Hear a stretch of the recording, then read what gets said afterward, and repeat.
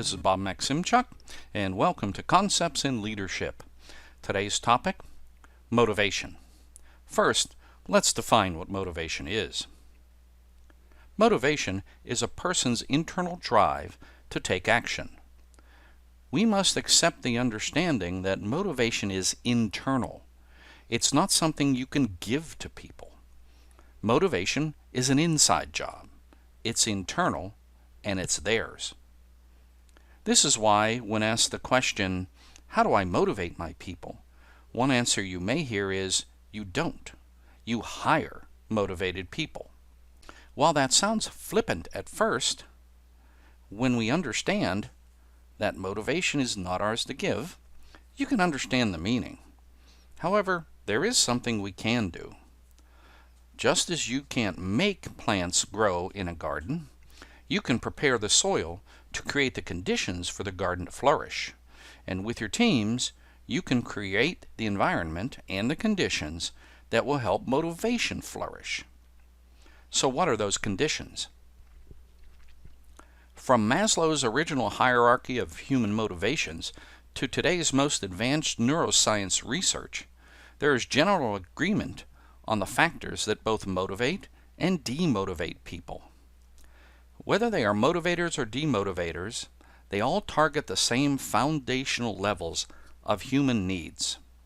Here are the main factors that can cause motivation to flourish or to die off. One thing you may note, money is not shown on this chart. Recent worldwide studies cited by Dan Pink in his book Drive show that money is only motivating to a certain level, and it's much lower than we think. Once the question of money is resolved and agreed to, it no longer is a major factor. In a word, compensation is just table stakes to get into the game. Then the other factors become much more prominent. None of the demotivators we see here should be a surprise. People dislike being micromanaged. They dislike being treated just as another resource. You may have noted that most HR organizations have now rebranded themselves as talent management to move away from the perception that people are just another asset of the company. People dislike inconsistent leaders.